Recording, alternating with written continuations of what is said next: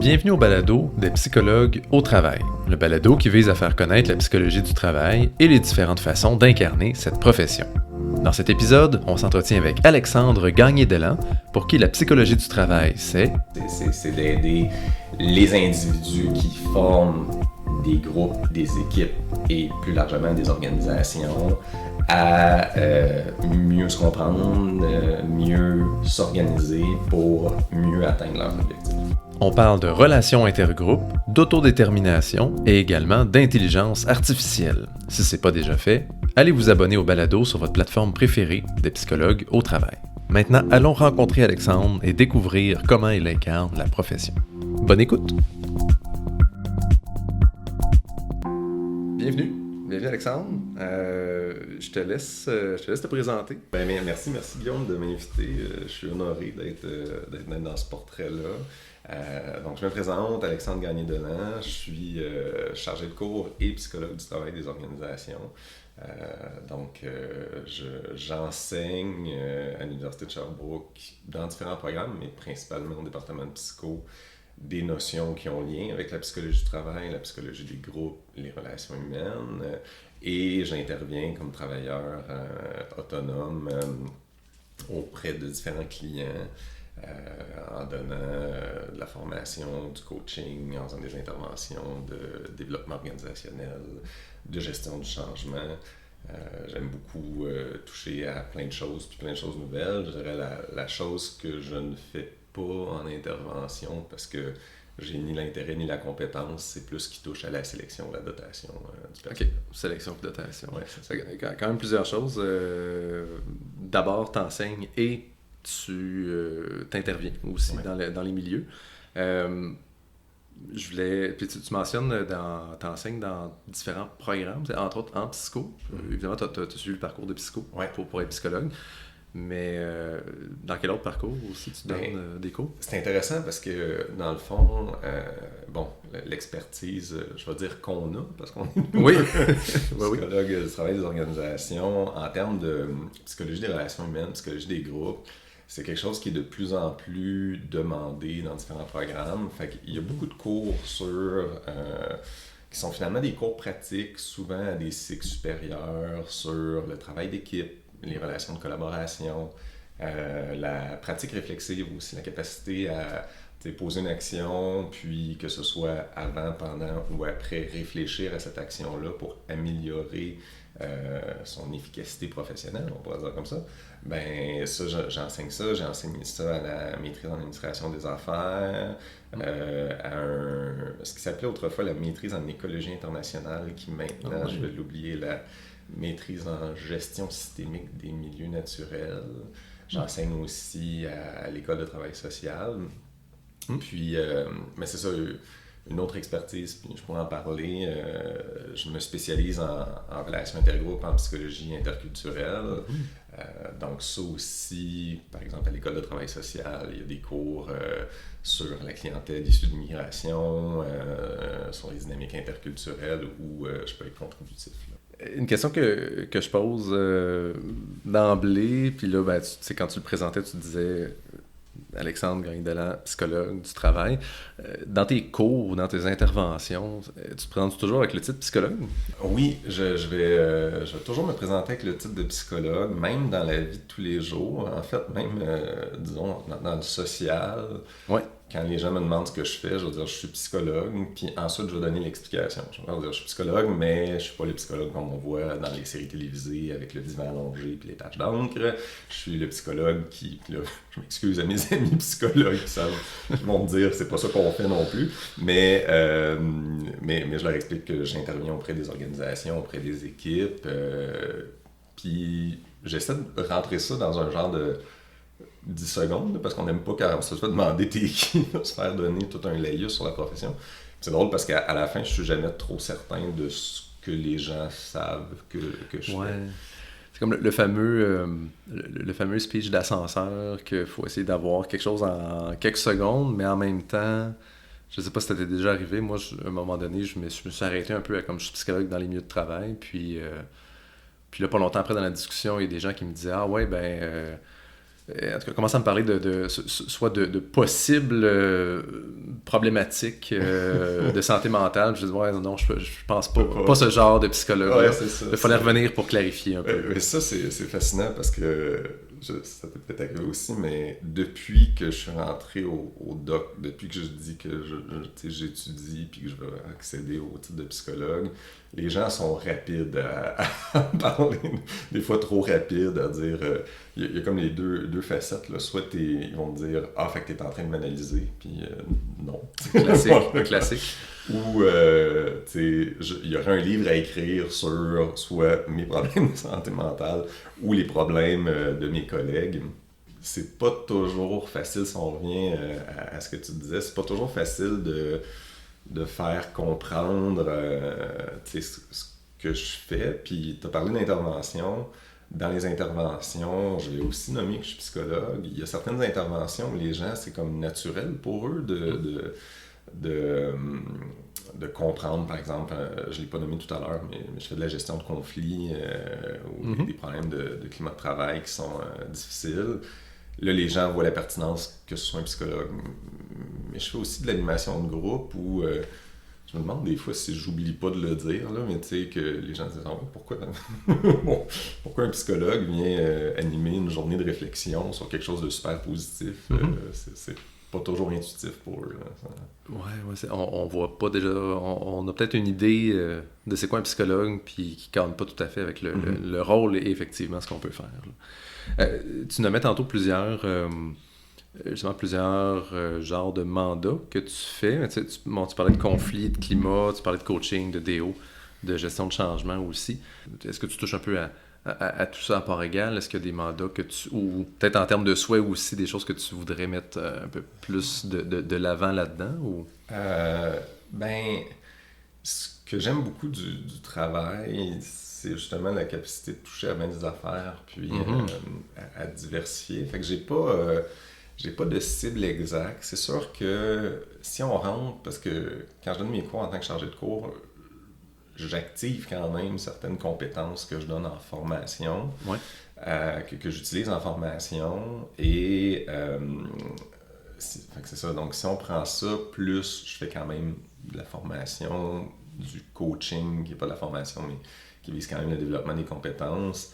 Je dirais que ça, c'est la majeure de ce que je fais. J'aime beaucoup les démarches de développement organisationnel et de diagnostic organisationnel. J'en prends pas beaucoup parce que je trouve que c'est une boîte de Pandore. Tu sais pas trop ce qui va sortir, donc j'aime ça me laisser... normalement, j'en ferai pas plus qu'une à la fois là, pour être sûr que je serai capable d'aider mon client dans ce qui ressort. Et en termes de visée, gestion de conflits, j'en ai fait beaucoup pendant, justement avant de revenir à l'enseignement, quand je parlais tout à l'heure, c'était principalement ça que je faisais. Et là, je veux m'assurer de ne pas faire ça à 100%. Fait que ça aussi, je vais peut-être prendre un mandat, puis m'assurer qu'il soit fini, puis là, voir si j'ai pas les capacités, mais que je me suis ressourcé assez pour en prendre un autre, parce que même si ça peut être des mandats qui mènent à des belles réussites, il y a une charge émotive qui est liée à ça, qu'il faut être capable d'accueillir. Oui, et qui prend de l'énergie à accueillir, à gérer soi-même, même si on n'est pas... à la base, on ne fait pas partie de la situation conflictuelle, mais quand même, être en contact avec ça, moi, je suis d'accord avec toi, ça peut être assez prenant en termes d'énergie. OK, fait que ça, un petit peu moins là-dessus, mais t'en as fait quand même pas mal là-dessus. Puis est-ce que c'est des opportunités qui se sont présentées à toi de faire ces différents mandats-là, ou tu te disais en sortant, je veux toucher à ces différents types de mandats-là? J'avais pas de plan clair à la sortie. C'est difficile. Ouais, c'est ça. Ça peut partir dans bien des directions. Là. Je peux peut-être expliquer un peu mon parcours à partir de la sortie du doctorat. Quand je suis sorti du doctorat, je faisais mon internat au Cégep de Victoriaville dans un de leurs instituts de recherche, là, le CETAM en agriculture biologique. Puis il y a une opportunité d'enseignement qui s'est ouverte. Fait que j'ai enseigné pendant 1 an au Cégep en remplacement d'un congé de maternité. Puis ensuite, je suis rentré dans le réseau de la santé et là, c'est là que j'ai été pendant 3 ans, ou à peu près, psychologue attitré aux dynamiques de conflit, aux enjeux de climat de travail, où là, on touchait au développement du leadership, je faisais de la formation auprès des cadres, je faisais du coaching, mais le gros de mon travail, c'était ça.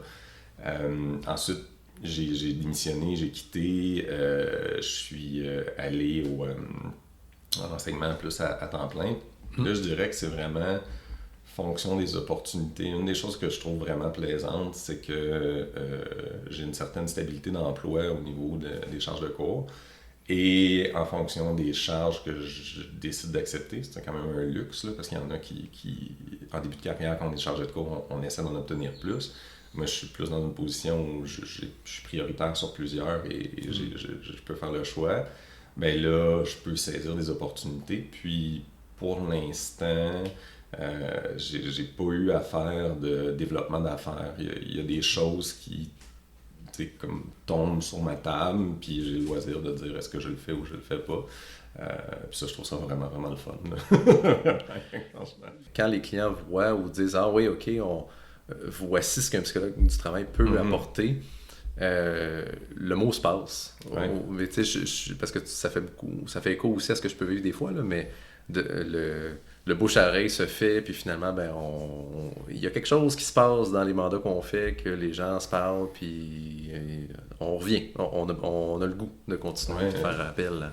Ben vraiment, puis là, la discussion pourrait virer entre deux psychologues qui disent à quel point on est bon, mais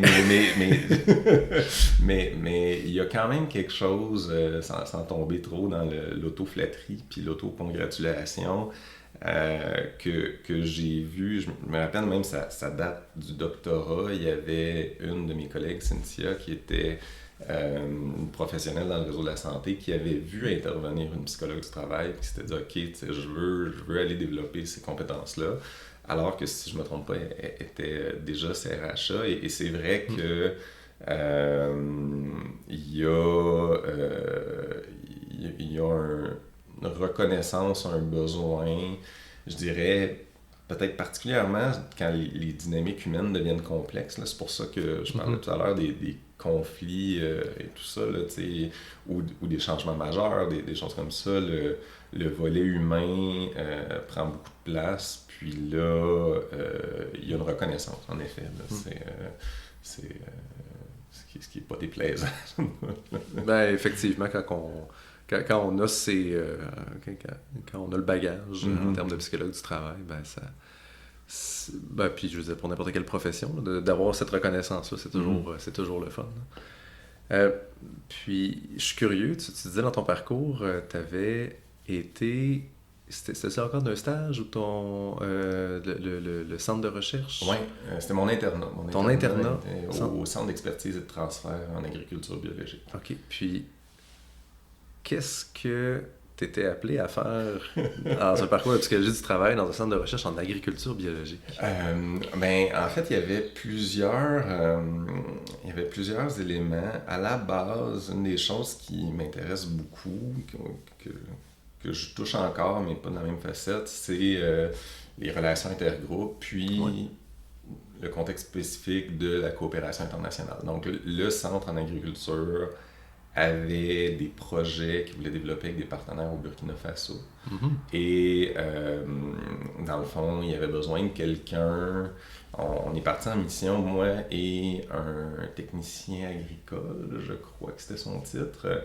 Et dans le fond, on avait une mission double qui était d'un peu d'évaluer, de faire une enquête de rétroaction, feedback, sur les possibilités de développer des techniques d'agriculture biologique qui, dans un contexte, le Burkina Faso, c'est très pauvre, donc dans un contexte de grande pauvreté, aurait pu permettre aux maraîchers de moins être dépendants finalement de substances qu'ils auraient achetées, tout ça.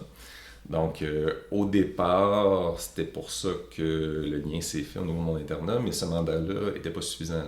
L'internat, pour ceux qui nous écoutent, c'est le plus grand stage, c'est le stage final, c'est 2500 heures, je crois, qu'il faut faire. Ou non, c'est 1600. 2500 sur... Mais bref, c'était pas suffisant pour combler mon internat, cette mission-là. Donc, j'ai aidé au développement organisationnel de la boîte qui était en plein essor. Il était parti de 3 personnes, puis il était rendu à 10, 12, 15. Fait que là, il y avait c'est ça, développement de processus de travail, puis d'amélioration de la façon dont il s'organisait qui était nécessaire. Fait que j'ai aidé à ça. Je prends ça au vol, mais effectivement, quand il y a la croissance, quand il y a des... Même quand c'est des bonnes nouvelles puis des changements de fun, ben il faut gérer ça. Ouais, et le volet humain aussi, que plusieurs personnes qui se joignent à l'équipe amènent, pour réfléchir à comment est-ce qu'on travaille ensemble. Ok, ben c'est le fun parce que des fois, c'est ça, on se retrouve dans des situations où je reprends ton exemple des gestionnaires tantôt, c'est pas toujours si évident, mais de voir comment est-ce qu'on peut effectivement avoir un apport dans ce genre de situation-là, ou l'angle qui peut être pertinent là, pour ça. Puis je continue de surfer sur le fait de dire que des fois c'est moins évident de voir ça. Ça t'es-tu déjà arrivé d'avoir à, puis on le disait là, en quelques mots, mais bon, d'expliquer ce que tu fais à quelqu'un qui ne connaît pas du tout, tu sais, psychologue du travail, j'ai aucune idée qu'est-ce que c'est, d'avoir expliqué ça à quelqu'un qui ne connaît pas ça? Pas souvent. Je pense que, en fait,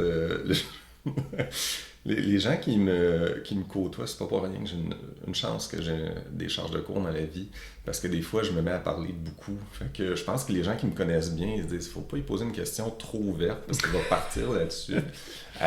Mais oui, quand même, là, des fois, au niveau des interventions, puis souvent, tu sais, ce que j'explique bien ou mal, c'est j'essaie de dire aux gens que dans le fond l'humain n'a jamais pu survivre tout seul, il a besoin des autres pour collaborer depuis la nuit des temps, depuis plus de 300 000 ans. Tu vois, c'est ce genre de discours long qui commence en je me souviens juste des travaux qu'on avait à faire en français. Je sais pas si c'était au secondaire. Puis il disait, sujet amené, là, mettez le contexte, là, depuis la nuit des temps. Depuis la nuit, exactement. Mais bref, si je vais essayer de le pratiquer, de le rendre plus court. Puis ces collaborations-là sont pas faciles. L'humain est complexe, puis collaborer entre humains est complexe. Et on trouve partout des humains qui collaborent pour atteindre des buts communs, puis qui ont des difficultés. Puis moi, mon expertise est à ce niveau-là. C'est d'aider les individus qui forment des groupes, des équipes et plus largement des organisations à mieux se comprendre, mieux s'organiser pour mieux atteindre leurs objectifs. Ben, ça n'a pas pris tant de temps que ça, finalement. C'est ça. Il y a juste le début qui partait un peu depuis 300 000 ans. On aurait pu entendre Charles Tisser. Oui, c'est ça. Ouais, la voix de Charles Tisser, j'aime beaucoup. Ça m'amène aussi à te poser une question dans les différents mandats que tu as fait. Y en a-tu que tu apprécies plus faire? Que tu as... Je sais pas, qui te donne qui allume un intérêt plus grand chez toi, puis ça peut être des caractéristiques spécifiques dans ces mandats-là aussi. Ouais, je pense, je vais faire un lien avec ce que j'ai dit, que je m'intéresse beaucoup à la psychologie intergroupe, mais les mandats où le défi principal, c'est d'amener des gens à comprendre leurs ressemblances et leurs différences et à mieux travailler ensemble, c'est quelque chose que j'aime beaucoup.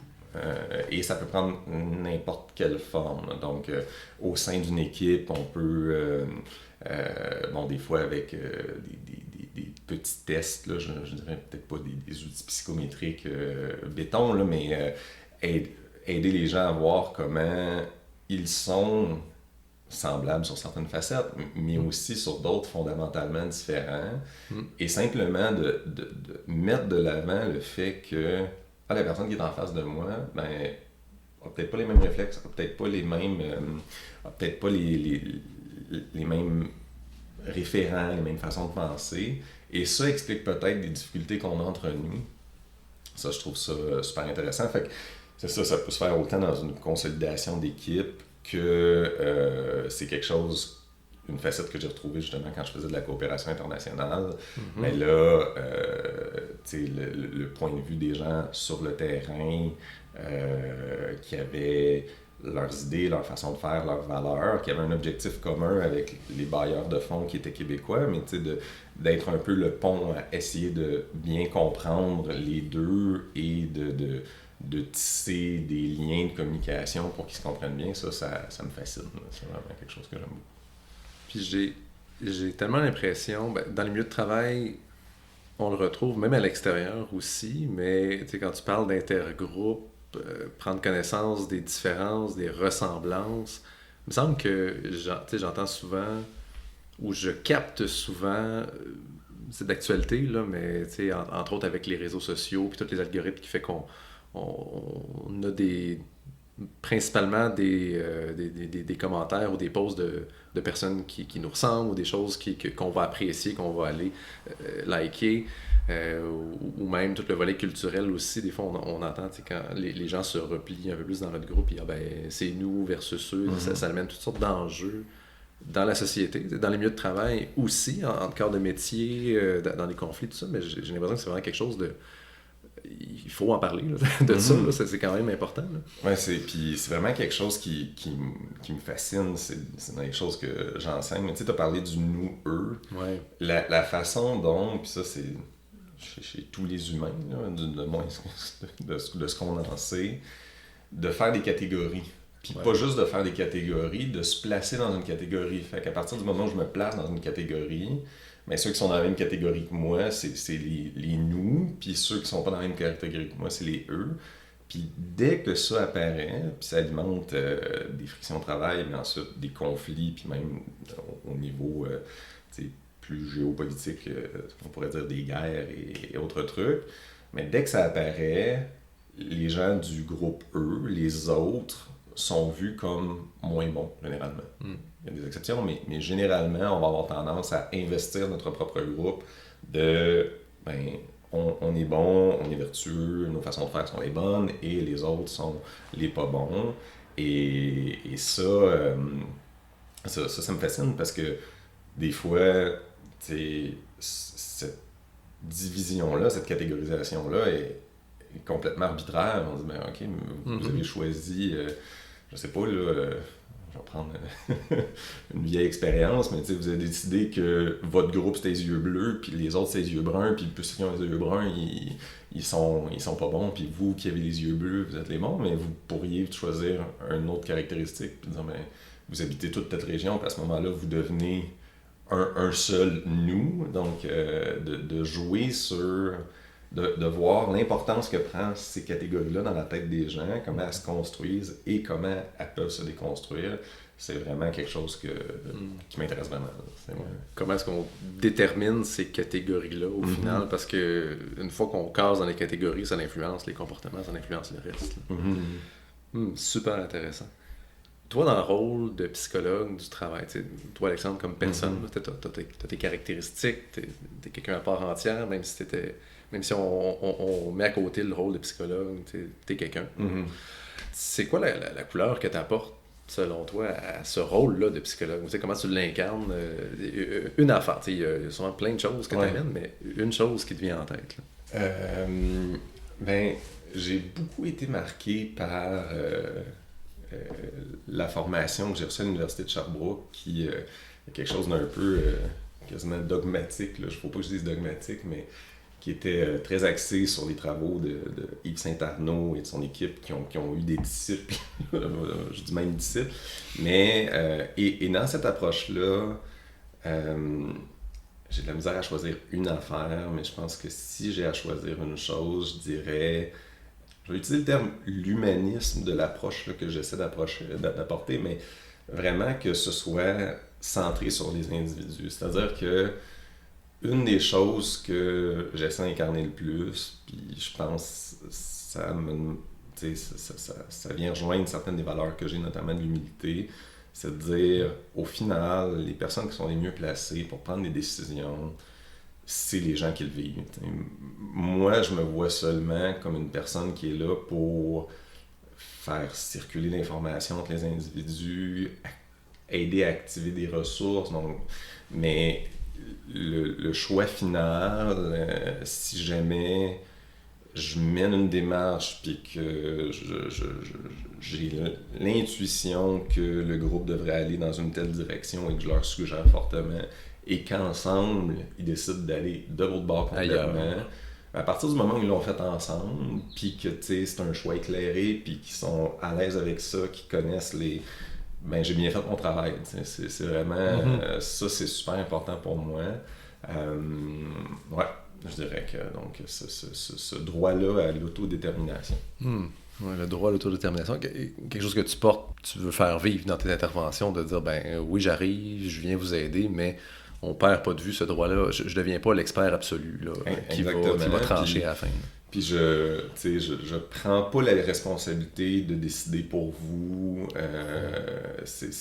Vous êtes les personnes concernées. Puis ça, ben, c'est sûr que je pense que dans ce que je viens de dire, il y a un discours de responsabilisation aussi. Puis c'est tellement présent que j'avertis mes clients au préalable. Parce que c'est sûr que quand on embauche un consultant, ben des fois on s'attend à ce qu'il arrive un peu avec une solution, puis qu'il nous facilite la vie. Puis je pense que je suis capable de faciliter la vie des gens, mais je les fais travailler fort. Donc, si on prend une démarche comme une démarche de climat de travail, c'est sûr que je vais, dès le départ, annoncer au client que ça risque de prendre une bonne place dans son agenda, demander si il sent l'énergie et les ressources pour faire face à ça, parce que sur les éléments qui le concernent, je ne serai pas son suppléant. C'est une drôle de façon, ça c'est un peu le discours de Sherbrooke, là, mais ça va être à lui ou à elle de prendre l'entièreté des décisions et donc de faire le travail qui vient avec.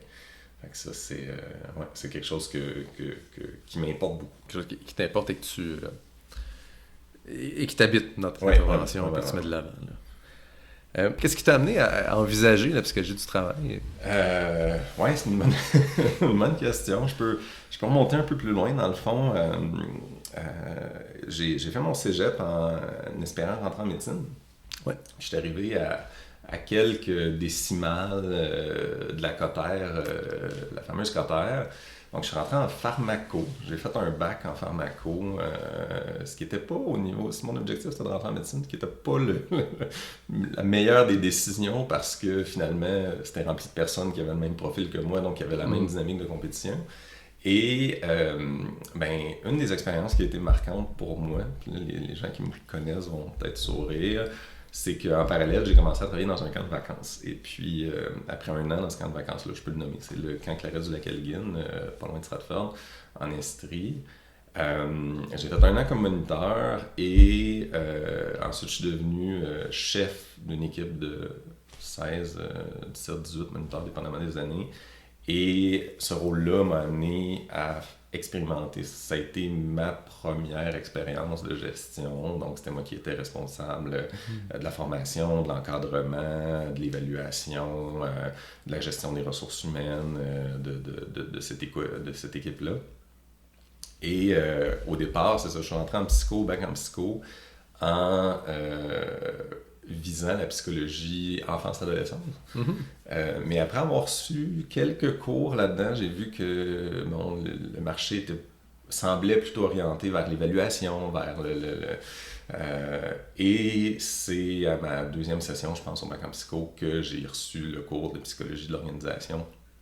À l'époque, je ne savais pas c'était quoi. Je pensais qu'on allait m'apprendre à structurer mes méthodes de travail. Là. C'était pas, j'avais pas une vision claire, mais c'est là que j'ai touché pour la première fois au comportement organisationnel. Puis là, vraiment, dès le premier cours, j'ai dit « Ok, c'est ce que je veux faire dans la vie ». Et l'angle interculturel est arrivé assez vite aussi, parce que j'ai eu la chance d'avoir des expériences d'initiation à la coopération internationale, ensuite de coopération internationale. Et le cours de psychologie interculturelle m'avait fasciné. Donc, ma deuxième année en psycho, je pense que c'était pas commencé que je visais le doctorat en psychologie organisationnelle pour intervenir au niveau interculturel. Puis là, ma conception de cela était plus, à ce moment-là, vraiment au niveau des différences de groupes ethniques. Là. Donc, soit un de mes mentors disait soit l'ici qui va ailleurs ou l'ailleurs qui vient ici. Là. Donc, soit les gens qui s'expatrient, qui ont travaillé dans un contexte qu'ils ne connaissent pas, ou l'accueil des gens qui je veux dire, nous font l'honneur de choisir le Québec comme terre d'accueil. Puis cette spécialité-là en relation intergroupe s'est ensuite un peu élargie pour pas juste inclure les personnes qui ont des différences d'origine ethnique, mais aussi il y a des similitudes. T'sais, on parlait tout à l'heure de comment on crée des nous et des eux. Ben, cette dynamique-là est la même pour la diversité générationnelle, la diversité sexuelle, la diversité de genre, la diversité même professionnelle. Donc, j'ai un peu élargi mon champ d'intérêt, mon champ de pratique là, au cours du doctorat. J'ai un peu une expérience similaire d'avoir le cours de psychologie du travail au bac, et c'est là qu'on découvre qu'est-ce que c'est. Entre autres, une des raisons de l'existence même de ce balado, tenter de le faire connaître ailleurs que dans le premier cours que tu as au bac. Puis l'autre chose, ben, c'est ça, tu mentionnes, on y revient hein, au eux, nous, et même dans le contexte professionnel, puis ça me fait faire un petit clin d'œil aussi de dire, même dans le choix de faire connaître la psychologie du travail, ben, dans le balado, il fallait que je trace une ligne de dire, qui est-ce qu'on inclut là-dedans?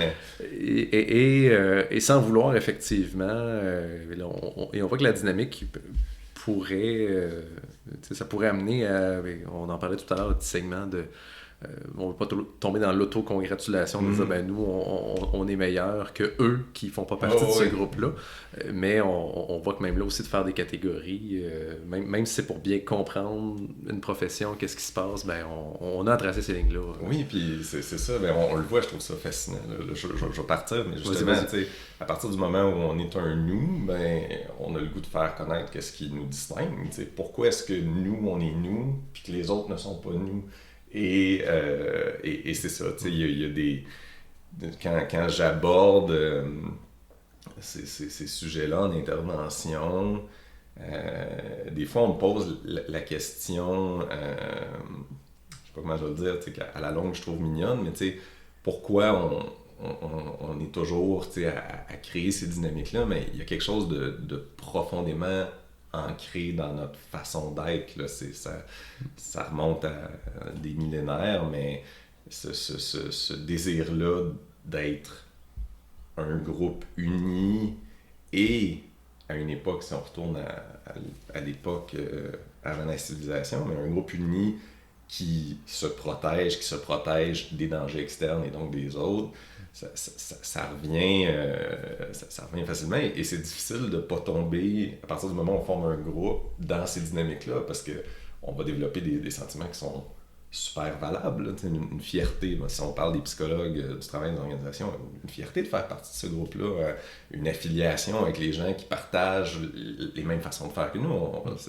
C'est plus facile pour moi de te parler aujourd'hui de ces notions-là que ce serait à quelqu'un qui n'est pas du tout du même background. Fait que, il y a beaucoup de choses belles qui se font dans la création de groupes ou d'équipes.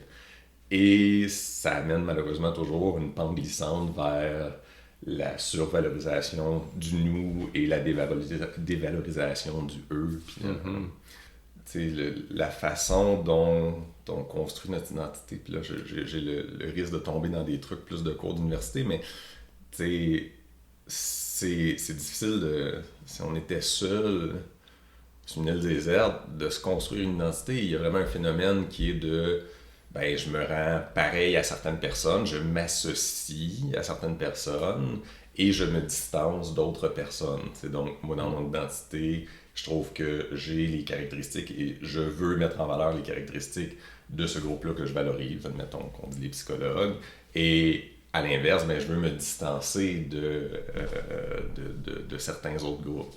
Fait que, voilà. Un peu comme Seul au monde, le film où...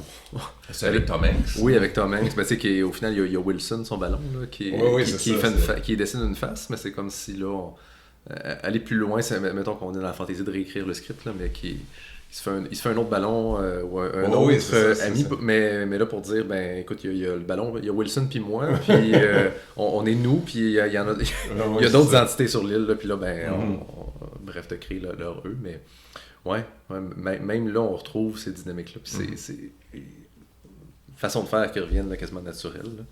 On pourrait parler des relations intergroupes puis de dire, ben, dans le fond, l'objectif, c'est d'avoir une coexistence, tu sais, que les gens acceptent, tolèrent la présence de l'autre, soient capables de vivre pleinement sans se sentir opprimés ou brimés. Moi, ce qui m'intéresse, c'est même, je dirais, un pas plus loin. Fait que c'est la rencontre des gens qui proviennent de groupes différents, puis de voir comment il peut ressortir du beau de cela. Faut pas être naïf, la rencontre de gens qui ont des similitudes, mais des différences importantes, c'est souvent conflictuel par nature. Là. Si on prend une définition du conflit, où c'est que j'ai pas les mêmes intérêts, j'ai pas les mêmes valeurs que l'autre personne en face de moi, puis c'est pas compatible. Donc, il n'y a pas juste du beau, mais lorsqu'on est capable de créer cette rencontre-là et peut-être d'agir pour tempérer les aspects qui sont un peu plus conflictuels, ben là, il y a vraiment des belles choses qui ressortent. Fait que ça, c'est vraiment c'est ce qui me fascine. Fait que voilà, je dirais, tu sais, encore plus que, tu sais, admettons que je mets ça vraiment dans le concret, là, tu sais, plutôt qu'une intervention où mon rôle va être de faire comprendre à un groupe qui est l'autre, mais que l'autre n'est pas présent, et une intervention où il y a vraiment une rencontre entre les individus, ben c'est pas mal plus le deuxième type d'intervention qui va me parler. Là, donc, l'interaction comme telle, avec les groupes, travailler avec ça plutôt que... Il y a ça derrière, là, l'interprétation qu'on peut se faire d'un autre groupe ou de représentants d'un autre groupe, mais c'est plus dans la rencontre. Oui, vraiment. Puis, ben, c'est drôle, dès le début de ma carrière, il y avait un peu ça, mais c'est de plus en plus présent. Quand j'ai commencé à enseigner au niveau interculturel, mes groupes étaient plus homogènes. T'sais. Donc, ça avait un peu plus ce sentiment-là de dire, bon, mais je vous donne des clés de compréhension pour comprendre l'autre, mais l'autre n'est pas présent. On est juste entre nous. Puis là, de plus en plus, que ce soit dans les cours, dans les interventions, ben là, le groupe est de plus en plus diversifié. Fait que c'est de dire, OK, là, je nous donne des clés de compréhension pour nous comprendre. Puis déjà là, je trouve qu'il y a quelque chose de plus inclusif, de plus fun. Là. Fait que, et des fois de plus dynamique, parce que c'est sûr que ça crée des discussions, des fois des débats qui sont le fun à entendre, je veux dire, à encadrer. Parce que j'ai souvent un rôle de facilitateur, là, pas dans le sens de contrôler ou de censurer, mais juste de s'assurer que tout se passe bien. Déjà, à même les groupes à qui t'enseignes, cette diversité-là, ben, en tout cas, est un beau terrain fertile aussi pour explorer ça. Il y a une différence dans les... il y a plus de différences marquées dans les groupes. C'est plus... Puis les gens, je trouve ça beau, se réclament plus de leurs différences aujourd'hui. C'est quelque chose qui est davantage valorisé, clairement. Là où avant, il y avait peut-être, je sais pas si c'est dans le climat social ou s'il y a quelque chose de générationnel, mais les gens mettaient moins de l'avant ces aspects-là. Là, les gens vont vouloir qu'on reconnaisse qu'ils sont porteurs d'une certaine différence et ouais, c'est vraiment intéressant. Y a-t-il un sujet, selon toi, qui n'est pas suffisamment abordé? Dans le milieu de travail, ou même là, t'es enseignant, t'es chargé de cours, ça peut être aussi dans les différents parcours que tu vois, mais un sujet qui touche la psychologie du travail, le fonctionnement humain dans les organisations en général, mais qui n'est pas assez abordé, à ton avis, aujourd'hui. Il y en a deux qui me viennent en tête, qui sont chacun assez longs. Je vais commencer par le premier, qui va peut-être paraître loin de la psychologie, mais je crois qu'il y est rattaché. C'est les limites et les enjeux de l'intelligence artificielle.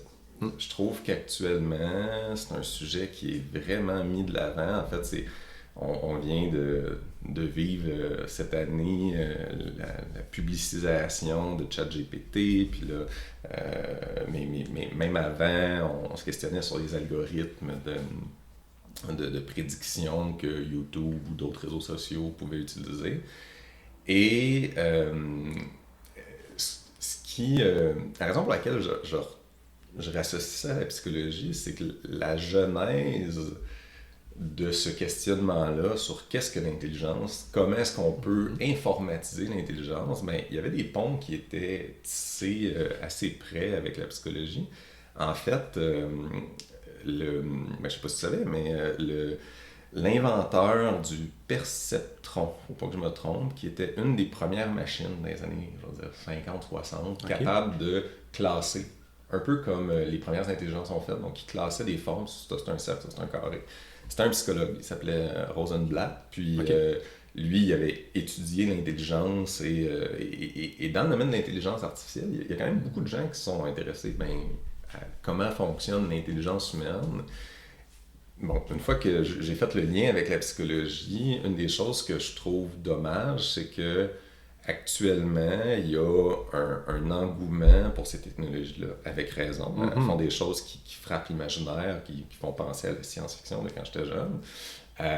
Mais il n'y a pas beaucoup de contre-discours, à mon sens, sur les limites.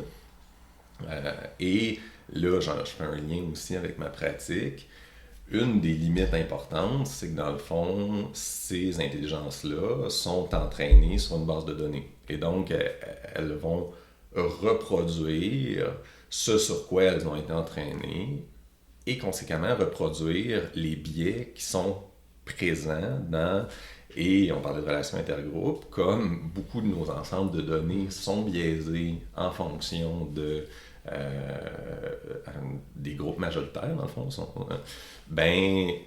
l'implantation de systèmes d'intelligence artificielle ont les risques, et ça a été démontré, de pénaliser des gens qui ne font pas partie, donc de perpétuer des biais, certains diraient des biais systémiques qui sont présents. Puis, un exemple super concret, c'est la reconnaissance faciale. Je pense que c'est assez connu, en fait, qu'il y a des systèmes de reconnaissance faciale qui ont été utilisés en Europe, aux États-Unis, si je ne me trompe pas, qui avaient un taux sur leur base de données de visage qui avait été entraîné, un taux de succès de 99% et plus, mais ces visages-là étaient majoritairement blancs. Et là, lorsqu'ils ont été déployés dans la population, le taux de mauvaise identification des visages de personnes racisées était comme beaucoup plus grand. Et c'était utilisé par de la police qui se servait en disant on est assuré, c'est 99% sûr que c'est toi la personne qui a fait le vol à l'étalage parce que l'intelligence artificielle te reconnaît. Donc il y a vraiment, j'ai entendu ça dans un contexte comme ça, dans l'évaluation du personnel aussi, où il y avait des algorithmes qui étaient créés pour tenter d'identifier les éléments dans une... Par exemple, je pense que c'est arrivé avec les enseignants aux États-Unis, les éléments dans l'ensemble du corps enseignant aux États-Unis qui étaient problématiques. Quelle surprise, ça répliquait certains biais envers des groupes minoritaires. Fait que ça, je trouve que c'est pas assez discuté. Puis j'aurais tendance à dire que les gens qui s'intéressent à la psychologie pourraient avoir leur mot à dire là-dessus, ou pourraient même... Là, je suis un peu académique, mais pourrait réfléchir à cet enjeu-là parce que il y a des distinctions claires entre ce que ces machines-là, aussi puissantes soient-elles, sont capables de faire et ce qu'elles sont capables de faire que l'humain n'est pas capable de faire et ce qu'elles ne sont pas capables de faire que l'humain est capable de faire. Puis c'est vrai que j'entends pas souvent parler des limites, où il y a eu une genre de sortie, encore une fois, je sais pas si la notion de crédibilité ou même à quel point il faut encore plus s'inquiéter de ça, mais bon, des dirigeants de compagnies qui travaillent sur l'intelligence artificielle, qui sont sortis pour dire, attention, il faudrait régulariser davantage. En tout cas, il vient dans ce courant un peu de réfléchir. On peut-tu réfléchir aux limites de ça? L'exemple que tu donnes est très parlant, là. C'est basé en se disant que c'est un gros taux de succès alors que la base de données n'équivaut pas à ce quand on l'utilise. Puis là, je vais peut-être faire un parallèle douteux, mais la sortie d'Oppenheimer, le film qui porte sur le physicien qui a mené le projet Manhattan et donc la création de la bombe, puis Il y a des gens qui ont tracé le parallèle, c'est-à-dire que une fois que la bombe nucléaire a été créée, plusieurs scientifiques ont levé la main et dit là, il faudrait peut-être prendre un pas de recul puis pas se lancer dans une course effrénée. Fait que le discours a été présent, mais malheureusement, la course a eu lieu. Bon, la bombe nucléaire, c'est une arme de destruction on ne peut plus massive. Le parallèle n'est peut-être pas parfait avec l'intelligence artificielle, mais là où j'en vois un, c'est que il y a comme un génie qui est sorti de la bouteille, puis il va être difficile à remettre dans la bouteille. Fait que même si, parce que tu parles, il y avait notamment Elon Musk, mais il y avait des grands chercheurs, là, le chercheur... Yoshua Bengio. Oui, exactement. Joshua Bengio qui s'opposait à ça. Puis ce qu'on voit sur le terrain, c'est tellement fascinant et ça semble pouvoir tellement donner un avantage aux organisations, aux compagnies, que les gens ont le goût de sauter là-dessus. J'ai l'impression que parfois, sans discernement, plutôt que de prendre une pause et de se dire « OK, quel risque est-ce qu'on court à déléguer littéralement une portion de notre réflexion à une machine. » Quand même, ouais. Et tu disais 2 sujets. Déjà que celui-là, il est un peu flyé, je sais pas, je dis le deuxième, puis au pire, il sera coupé au montage. Mais je dirais la limite de la mesure de l'humain. En psycho, on a été vraiment fort historiquement pour mesurer l'humain. On a tout voyons, la branche de notre travail qui est la psychométrie. Et, c'est drôle parce que je peux peut-être faire un parallèle avec mon parcours. Je suis arrivé de pharmacologie, où on mesurait des choses qui, des fois, étaient humaines, certes, mais des fois, étaient quand même assez inertes. Ce qui fait que quand tu l'observes, la patente, elle ne peut pas réagir au fait qu'elle est observée. Ce qui n'est pas le cas chez l'humain. Puis, je trouve qu'on est dans une ère où on met beaucoup de l'avant l'importance de la mesure. On fait beaucoup confiance aux mesures qu'on a, puis je suis pas en train de dénigrer ces approches-là. Je pense qu'elles ont un peu comme l'intelligence artificielle, il y a des belles choses là-dedans, mais le discours critique sur les enjeux de mesurer l'humain est pas beaucoup présent. Je vais peut-être donner 2 exemples pour tenter d'illustrer ça. Le premier, c'est celui des fameux indicateurs clés de performance. C'est sûr que c'est une excellente manière non seulement d'évaluer la performance d'un groupe humain, mais aussi de se fixer des cibles, de dire « OK, c'est ça qu'on va atteindre ». Je sais pas, je pense que c'est Goodhart qui s'appelle. Il y a la loi de Goodhart qui dit, cela dit, qu'à partir du moment où une mesure devient une cible, elle n'est plus une bonne mesure. Pourquoi? Parce que les gens vont consciemment faire tout ce qu'ils peuvent pour influencer la mesure en question, même si des fois, et vont la tordre. Pour illustrer ça, je vais essayer de donner un exemple concret. On a tous les deux travaillé dans le réseau de la santé. Une mesure qui était bien importante aux ressources humaines dans le réseau de la santé, c'était l'assurance salaire. Donc, l'assurance salaire, pour ceux qui nous écoutent, qui est la portion de l'argent qu'on verse à des gens qui ne travaillent pas parce qu'ils sont en arrêt de maladie ou quoi que ce soit. Mais à un moment donné, j'ai perçu que lorsqu'un arrêt de maladie se faisait, je ne l'ai pas validé, là, mais l'équipe, assez rapidement, qui encadrait ces arrêts de maladie-là, allait dire, ben là, si le travail n'est pas pour vous, vous devriez peut-être quitter. Et donc, tu sais, pour la personne qui était en arrêt de travail. Okay. Donc, tu sais, comme, dans le fond, bon, vous avez vécu un épisode professionnel, on comprend, c'est pas facile, mais bon, tu sais, soit vous êtes capable de revenir au travail, soit peut-être que c'est pas pour vous.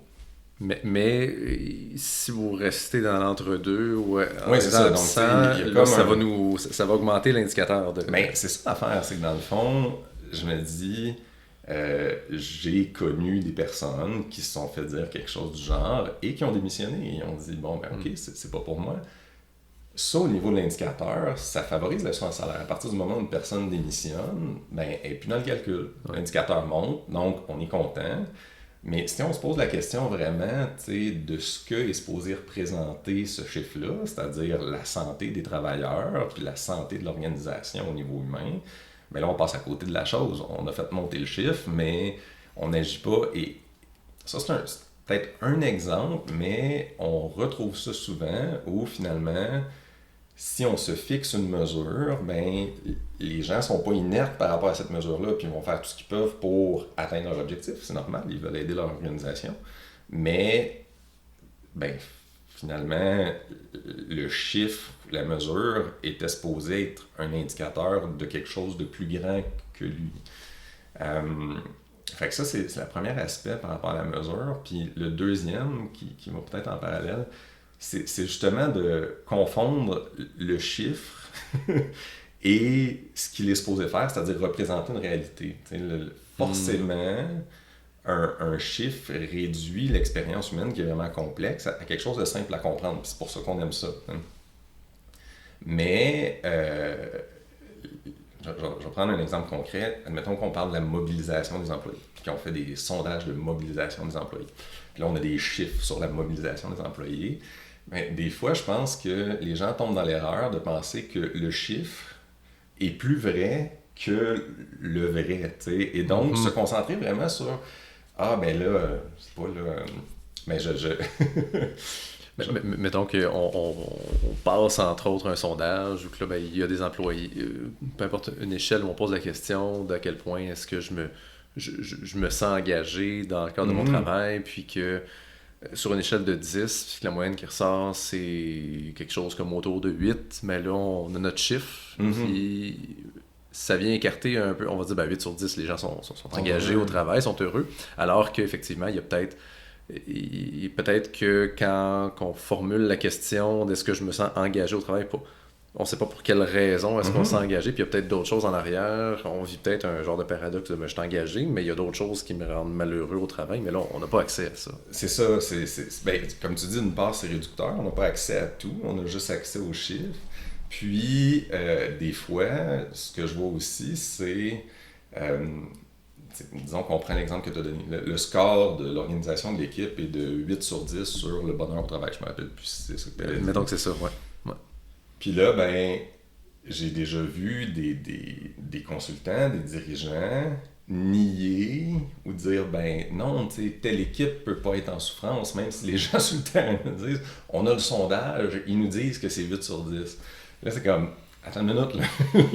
Ces mesures-là sont super intéressantes parce qu'elles nous permettent de synthétiser quelque chose de complexe comme le bien-être au travail ou la mobilisation à des trucs qui sont facilement compréhensibles. Mais dans cet exercice-là, ben, dans le fond, il ne faut pas oublier que ce n'est qu'une illustration qui peut être vraiment mauvaise, comme elle peut être très bonne. T'sais. Et de penser que le chiffre, la mesure, l'illustration prime sur ce qu'on peut observer, ce que les gens peuvent nous dire, ça je trouve qu'actuellement, en tout cas, c'est peut-être parce que ça me touche particulièrement, parce que j'ai fait ma thèse sur des aspects psychométriques, fait que je suis un peu sensible à ces enjeux-là, mais je me dis, les gens, des fois, devraient avoir un plus grand discernement et même... Mais j'ai vu ça dans certaines firmes et même un plus grand sens critique parce que ça reste qu'on est dans un travail où on vend nos services. Fait que c'est intéressant de dire non, mais moi, mon évaluation, mon questionnaire, ma mesure va te dire la vraie affaire. Puis ça va être le vrai. Fait que ça, je trouve que ça gagnerait à être plus mis de l'avant. Plus mis de l'avant. Le sens critique, comme tu dis, puis ben, on revient aux limites là aussi, là, de dire ben oui, on a une certaine mesure qui peut être tout à fait valide, mais qu'est-ce qu'on vient mesurer avec ça, qu'est-ce qu'on ne mesure pas non plus, puis de ramener ça à c'est pas la vérité sur tout le vécu dans l'organisation. Là. Puis je peux peut-être, pour ramener ça sur le plancher des vaches, j'enseigne un cours aussi, je l'avais pas dit tantôt, aux finissants à gestion des ressources humaines qui font des stages sur le milieu, puis ils ont à faire une évaluation d'un système organisationnel.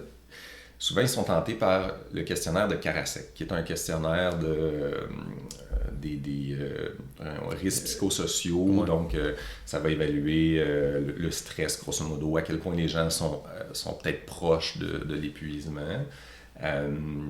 Je suggère toujours aux étudiants, rajoutez donc comme juste 2 questions ouvertes à la fin, comme qu'est-ce que vous aimez le plus de votre travail, qu'est-ce que vous trouvez le plus difficile, juste pour venir complémenter un peu ce chiffre-là, parce que les premières fois, je voyais des gens, ils arrivaient, puis là, ils allaient faire un rapport parce que sur une des facettes du questionnaire, qui était l'autonomie, c'est le fun d'avoir une autonomie dans notre tâche, et donc, si on n'a pas d'autonomie, notamment dans des tâches de professionnels, on se sent plus stressé.